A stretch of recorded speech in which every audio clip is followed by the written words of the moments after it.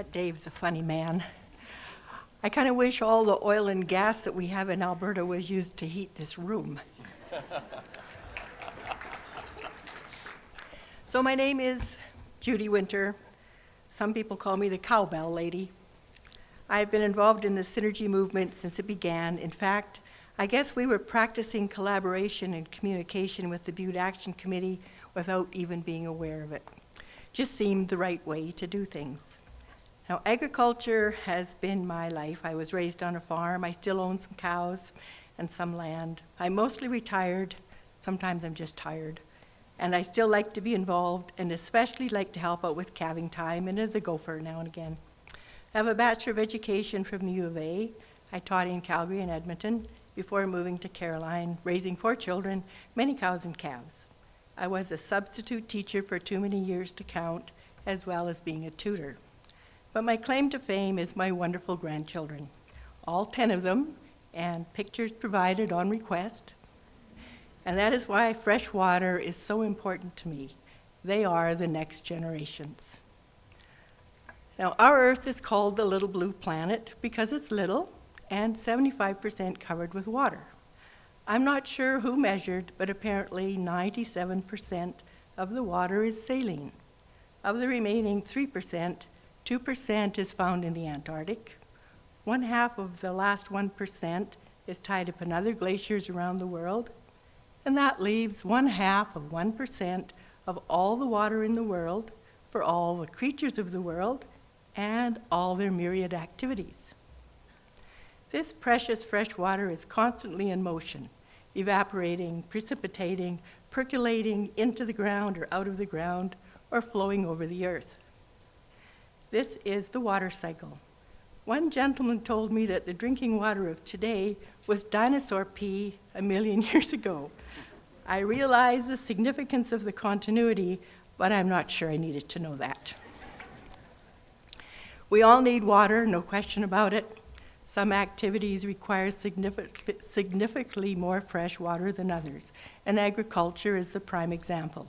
No water, no food, pretty simple. In a pie chart of the water allocations in Alberta, irrigation takes well over half.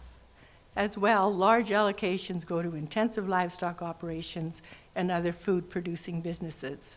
Although these amounts are huge, this water stays in the water cycle through evaporation, percolation, or runoff to streams or rivers.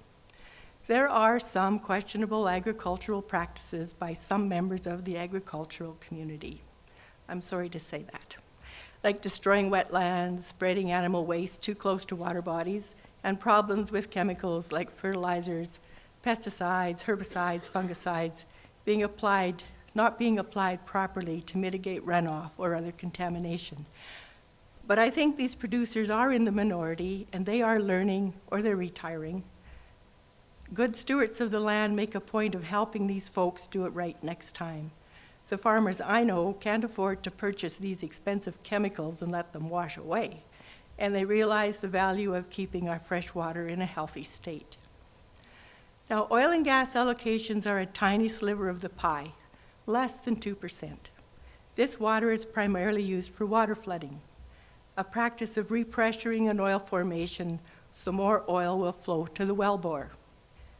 It works well, and it's an expected step in the life cycle of an oil-bearing formation. Fresh water has been the medium of choice for several reasons. It's free, it's easily available. Alberta appears to have oodles of fresh water. Everybody's doing it. It has been the choice for years and years, and it produces the desired result, more oil.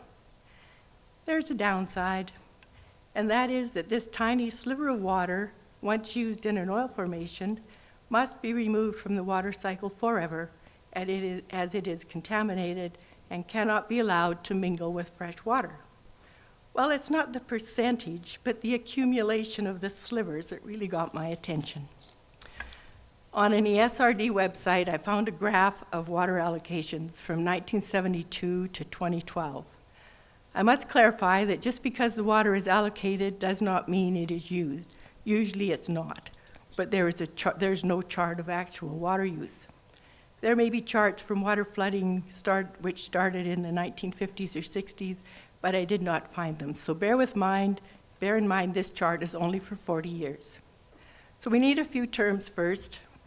Water allocations are measured in cubic meters or cubes.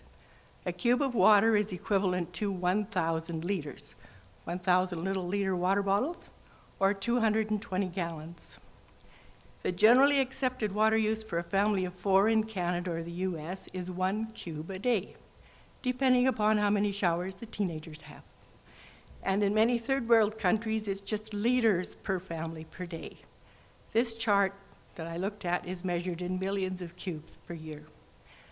Now in 1972 and 1974, you're gonna have to put your math heads on here. 87 million cubes per year were allocated for enhanced oil recovery. That was the high point, and the graph tended down with a few hiccups here and there to a low of only 33 million cubes in 2008. This is primarily because conventional oil fields were finishing their production. By 2010 and 2012, it was up to 36 million cubes of fresh water a year. Even at 36 million cubes, that would be enough fresh water for 100,000 typical families of 4 for a year.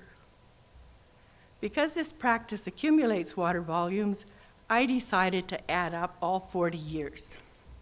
Wow. The total for 40 years of fresh water was 1,057,000,000 cubic meters, or 1,057,000,000,000 liters. And if you're old school, 232,540,000,000 gallons. Can you envision over 1 trillion liter bottles stretching to infinity? Me neither. Don't get me wrong, I am totally in favor of getting the resource out of the ground. I have no desire to go back to the good old days. I do heat with wood, but when it's 30 below, I appreciate the sound of the furnace kicking in. Walking a horse and buggy don't appeal to me. I like my horses under the hood of my Jeep attached to brakes and a steering wheel. I find I am very used to the many faces of plastic, and I really appreciate the tax base that comes from industry. In my Clearwater County, it's about 90%. So what are we to do? The graph was starting to trend higher again with the activity in the oil sands and with fracking volumes. I do realize there are a number of companies who use saline water or recycle their produced water as long as they can, or are using carbon dioxide or other gases, or are trying new technologies that need less water. Just a reminder here that wastewater or sewage effluent is still fresh water. It's definitely not potable, but it's still in the water cycle. It's a start, but it's a pretty pitiful start considering the ideas and technical advances being made to clean contaminated water. I am sure some of these wonderful ideas are just that, ideas. But there are proven techniques used in agriculture to make water potable again. My solution? To put a value on fresh water that is removed from the water cycle. It must be a high enough value so it will result in sober second thought. It must be comparable with the cost of the other alternatives. Any money realized from this plan would go further to further research processes to enhance soil recovery. To me, not using fresh water is common sense. So now I'm suggesting dollars and cents. The oil and gas industry is full of amazingly smart people. I know you could come up with processes to reduce freshwater use or replace the need for fresh water. Do we, as a tiny piece of the world, have the right to remove such a precious and vital resource from the rest of the world just because it's easier and cheaper to use fresh water? I think it's time to really get down to the business of returning fresh water to the world water cycle where it belongs for future generations. Thank you.